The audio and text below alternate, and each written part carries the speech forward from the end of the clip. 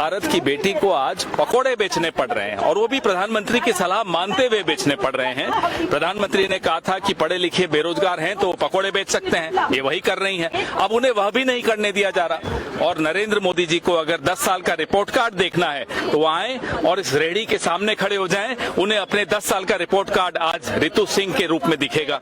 आप इधर उधर की बातें कर लीजिए, आप बड़ी बड़ी डींगे हाँक लीजिए। आज रितु सिंह जो दलित समाज से आती है, पीएचडी स्कॉलर है, वो पूछ रही है मेरा इस देश में हक कहाँ है, मेरा विकास कहाँ है, क्या मैं पकौड़े तलने के लिए बनी हूँ, और अगर पकौड़े ही तलने हैं तो उसको बेचने क्यों नहीं दे रहे। ये 10 साल का दलित समाज के साथ, महिला के साथ फलसफा है। वो डरे हुए हैं क्योंकि इन्होंने एक ईवीएम हटाओ पकोड़ा भी तला है। वो डरे हुए हैं कि ये तो एक एक पकोड़ा तल के इनकी पोल खोलती चली जा रही है। ये डरे हुए हैं। तो हमारे वोट की जरूरत ही नहीं है। ईवीएम खेल रही है, वो खेला चल रहा है वहाँ पे, क्योंकि उनको ये लग रहा है कि हम तो ईवीएम से जीतेंगे ना। हमें क्या मतलब है, हमें क्या मतलब है इन लोगों के वोटों का। कि मोदी एक वो राजा है जिसकी जान उस तोते में, which is EVM। कि सरकार को सवाल पूछने वाले, सच बोलने वाले और सच दिखाने वाले कतई बर्दाश्त नहीं है, कतई पसंद नहीं है। इनको चरण चुंबक और चरण वंदन करने वालों से प्यार है। अरे हम तो नरेंद्र मोदी को बहस की चुनौती दे रहे हैं। आइए ना इस रेहड़ी पे खड़े हो जाएं 2 मिनट नरेंद्र मोदी जी,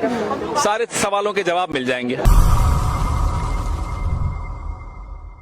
अक्ल नहीं आ सकती। जो हुआ ना 70 सालों में हुआ, हम लोगों ने जो किया वो 70 सालों में किया। हम लोगों की पढ़ाई बड़ी अच्छी थी 70 सालों में, तो फिर आज ऐसा क्या हो गया कि हमें आज आवाज नहीं उठाने दिया जा रहा। आज हम रोजगार, अगर डॉक्टर रितु के साथ इतना अत्याचार किया, मैं खाना नहीं खा सकती यार, कमा के उस पर भी FIR हो जा रही है मेरे पे, तो फिर ऑप्शन क्या है। हम लोगों ने इसीलिए प्लानिंग करी थी। आज कांग्रेस से शुरुआत करी है, हर विपक्षी दल के पास जाएंगे, इवन कि अभी राष्ट्रपति जी के पास भी जाया जाएगा ठेला लेके, उनको भी पकौड़े खरीद के खाने हैं। इन लोगों ने अपना दरवाजा खोला, शुक्र है इन लोगों ने डंडे नहीं मारे। तो हमें ये लग रहा था कि पता नहीं ये भगाएंगे क्या करेंगे, लेकिन ओपन खुली बाहों से आप लोगों ने हमारा स्वागत किया, शुक्रिया। हमें ऐसा लग रहा है कि उम्मीद है, अभी भी इस देश में उम्मीद बाकी है।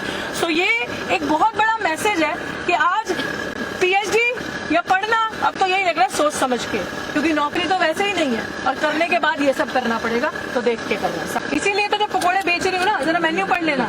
हाँ, ये जुमले पकोड़े जो हैं उनको जरूर पढ़ लीजिएगा। जुमला ही तो कुछ मिल रहा है हमें, क्योंकि मुझे ऐसा लग रहा है कि जो बहुसंख्यक समाज है ना, जिसे हम कहते हैं मूल निवासी, जो 95% अपने आप को 92% बताता है, उनकी वोट की जरूरत नहीं है इन्हें, क्योंकि उनको ये लग रहा है कि हम तो ईवीएम से जीतेंगे ना।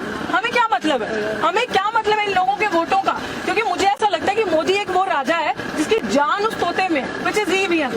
ये हमें लग रहा है, क्योंकि अगर हमारे वोटों की जरूरत होती तो ये हाल हो रहा था चुनाव से पहले। इसका मतलब उन्हें ये पता है, ये गाते रहे लोग, धरने करते रहे, हम इन्हें मारते रहेंगे। असली में धरने तो हम ही लोग लगा रहे हैं ना, जो दुखी है, या तो अपोजिशन वाले हैं या हम लोग हैं, हम ही लोग धरने कर रहे हैं। तो हमारे वोट की जरूरत ही नहीं है। ईवीएम खेल रही है, वो खेला चल रहा है वहाँ पे, तो हम लोग परेशान होकर सड़कों पे ऐसे करते रहेंगे, क्योंकि राजा को पता है एक बटन दबाऊंगा वोट मिल जाएंगे। इनका क्या मुझे, तो मुझे ये लगता है इस चीज पे भी सबको साथ होके आना चाहिए। जितने दबे कुचले प्रताड़ित शोषित लोग हैं, जिसमें बेरोजगारी एक सबसे बड़ा मुद्दा है, जिसकी वजह से आज मुझे यहाँ आना पड़ रहा है, हम सब अगर साथ आए तो मुझे लगता है कि सारी बैटल हम जीत सकते हैं। बीजेपी सरकार में प्रोटेस्टर्स के माथे पे गोली मार दी है, चाहे रामपुर में देख लीजिए, चाहे हरियाणा बॉर्डर पे देख लीजिए, चाहे 2 अप्रैल 2018 में देख लीजिए, जो भी आंदोलन करेगा उसके सर में गोली मारी जाएगी। वही तो मैंने आपको पहले ही बता दिया कि जब न्याय की बात करोगे तो ये सब चीजें होंगी आपके साथ। और अगर आप बीजेपी सरकार की बात करो तो अंदर कौन है, बॉम्ब ब्लास्ट की आरोपी आपकी मेंबर पार्लियामेंट है, आपके अंदर वो बैठे हैं। महिलाओं का शोषण करने वाले को आप प्रोटेक्ट करके बीजेपी भी रखते हैं। तो it is kind of a washing machine. Whatever you have done, जितना आप लोगों के साथ अत्याचार करोगे, हैरेस करोगे, तो आपको वहाँ टिकट मिलेगी। ये क्राइटेरिया होगा। 10 साल की मोदी सरकार का फलसफा आपको एक पीएचडी स्कॉलर जो दलित है, रितु जी, पढ़ लिख कर उन्होंने पीएचडी करी, आज वो पकौड़े बेचने को मजबूर है। और वो पकौड़े भी खुलकर नहीं बेच पा रही हैं, क्योंकि अमित शाह की दिल्ली पुलिस उनको ऐसा नहीं करने दे रही है। ये 10 साल का फलसफा है। आप इधर उधर की बातें कर लीजिए, आप बड़ी बड़ी डींगे हाँक लीजिए, आप गारंटी पूछ लीजिए या बोल दीजिए।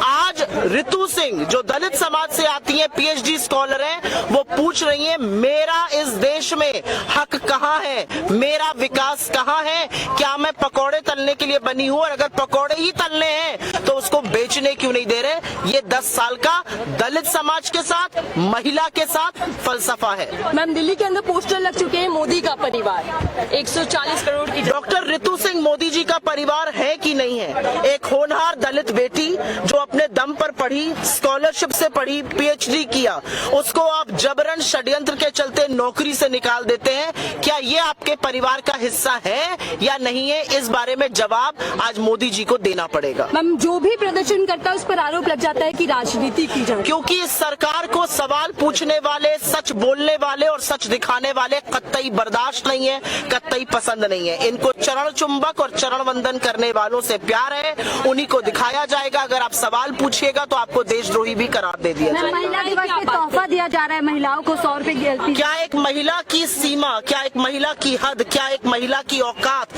सिर्फ और सिर्फ एक एलपीजी सिलेंडर है? इस देश में महिलाओं का उत्पीड़न हो रहा है, इस देश में हर घंटे 4 महिलाओं का रेप हो रहा है। आप हर बार संरक्षण महिला के साथ उत्पीड़न करने वाले को देते हैं और महिला को 100 रुपए की छूट देते हैं। आप ही ने 400 का सिलेंडर 1100 करा है। अगर आज मोदी जी 100 रुपए की छूट पर बोलने आए हैं तो मोदी जी ने 700 रुपए कैसे बढ़ाया ये सिलेंडर, उसका भी ब्यौरा दे दें। मैम, पीएम मोदी संदेश खाली तो चले जाते हैं, भावुक भी हो जाते हैं और कह रहे हैं कि विपक्ष। मैं सिर्फ एक बात आपके मंच से ये कहना चाहती हूँ कि रितु सिंह से मिले मोदी जी, और मोदी जी 9 महीने हो गए, एक बार मणिपुर चले जाए, ताबड़तोड़ दौरा कर रहे हैं, पूरे देश का हर राज्य में जा रहे हैं। मणिपुर उनका हवाई जहाज जब जाने लगता 8000 करोड़ का नया वाला, तो उसमें ईंधन कम हो जाता है। धन्यवाद। सर, क्या इसके राजनीतिक मायने निकलते हैं जिस तरीके से आज पीएचडी वाली का ठेला आप लोगों के ऑफिस पहुंच गया? मैं जब मुझे महमूद प्राचा जी ने एक इस तरह से शोषण हो रहा है, एक तरह से एक दलित लड़की जो काबिल है, पीएचडी कर चुकी है, उसको नौकरी से गैर कानूनी तरीके से बाहर हटाया। महमूद प्राचा जी न केवल उनको कानूनी सहायता दे रहे हैं बल्कि उनको कदम कदम पे उनके साथ खड़े हैं ताकि वो अपना आंदोलन कर सकें। एक भारत की बेटी को आज पकोड़े बेचने पड़ रहे हैं और वो भी प्रधानमंत्री की सलाह मानते हुए बेचने पड़ रहे हैं। प्रधानमंत्री ने कहा था कि पढ़े लिखे बेरोजगार हैं तो पकोड़े बेच सकते हैं, ये वही कर रही हैं। अब उन्हें वह भी नहीं करने दिया जा रहा। मैं धन्यवाद देता हूं महमूद प्राचा जी को कि वो ये लड़ाई लड़ रहे हैं। हम कांग्रेस पार्टी इस लड़ाई में रितु सिंह जी के साथ खड़े हैं और नरेंद्र मोदी जी को अगर 10 साल का रिपोर्ट कार्ड देखना है तो वो आए और इस रेहड़ी के सामने खड़े हो जाएं। उन्हें अपने 10 साल का रिपोर्ट कार्ड आज रितु सिंह के रूप में दिखेगा कि आज पीएचडी करने के बाद भी इन्हें पकोड़े बेचने पड़ रहे हैं। कहीं मौका देंगे सर? सामने चुनाव है, डॉक्टर अजीत को कहीं मौका देंगे चुनाव में? बात उनको चुनाव में मौका देने की नहीं है, जिसलिए वो पढ़ लिख कर नौकरी के लिए आगे बढ़ना चाहें उनको वहां रोक दिया जाए और नौकरी से बाहर कर दिया जाए। आज उनके हकों की लड़ाई में हम उनके साथ खड़े हैं। सर, नाम रखा गया जुमला पकोड़ा, बेरोजगारी 400 पार बोल रही है। वो इसी नशे में बैठे रहेंगे।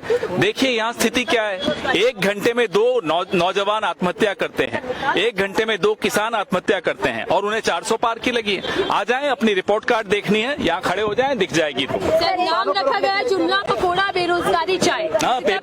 आज उन्होंने यहाँ कांग्रेस ऑफिस में खड़े होकर एक पकोड़ा तला जिसका नाम पेपर लीक पकोड़ा भी रखा है। सर, एक तरफ सरकार के चुनाव में अगर कांग्रेस की सरकार आएगी तो क्या एमएसपी कानून बनेगा? बिल्कुल बनेगा, बता चुके हैं। राहुल गांधी और मल्लिकार्जुन खड़गे जी ने ये घोषणा बाकायदा की है और कल युवा न्याय की जो घोषणा की है, पहली नौकरी पक्की की जो घोषणा की है, 30 लाख रिक्त पद भरे जाएंगे, ये जो घोषणा की है उससे युवाओं में एक हर्ष की लहर है। सरकार कहती है पकोड़ा बेचिए, दूसरी तरफ एफआईआर दर्ज कर देती है डॉक्टर रितु पर, क्या कहेंगे? वो डरे हुए हैं क्योंकि इन्होंने एक ईवीएम हटाओ पकोड़ा भी तला है। वो डरे हुए हैं कि ये तो एक एक पकोड़ा तल के इनकी पोल खोलती चली जा रही है। ये डरे हुए हैं इसीलिए क्योंकि महमूद प्राचा जैसे काबिल वकील खड़े हैं आज रितु सिंह के साथ। सर, मोदी की गारंटी, मोदी का परिवार, इसको कैंपेनिंग के तौर पर आए ना, रितु सिंह को अपना परिवार माने ना। पहले उनके परिवार में बृजभूषण शरण सिंह है, उनके परिवार में पवन सिंह है, उनके परिवार में उपेंद्र रावत हैं। क्या उनके परिवार में रितु सिंह है या नहीं है? मणिपुर अभी भी नहीं आ रहा लिस्ट में, जबकि संदेश खाली पीएम मोदी चले जाते हैं। कल आसाम जा रहे हैं, हमने तो वहाँ आग्रह किया है आसाम के मुख्यमंत्री से कि आपको बड़ा शौक है हवाई जहाज में घूमने का, हेलीकॉप्टर में घूमने का, एक हेलीकॉप्टर 1 घंटे के लिए दे दें मोदी जी को, मणिपुर हो आएंगे, पास ही में है। 24 के चुनाव में कांग्रेस पूरी तरीके से समाप्त हो जाएगी, बीजेपी लगातार ये कह रही है। वो सपने उनको देखने दीजिए।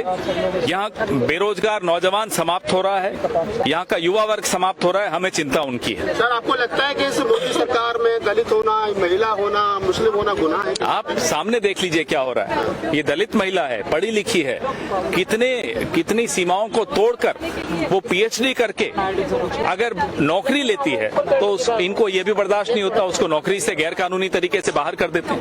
ईरानी ने राहुल को चुनौती दी है बहस करने के लिए, आइए बहस कीजिए। अरे हम तो नरेंद्र मोदी को बहस की चुनौती दे रहे हैं। आइए ना इस रेडी पे खड़े हो जाएं 2 मिनट नरेंद्र मोदी जी, सारे सवालों के जवाब मिल जाएंगे।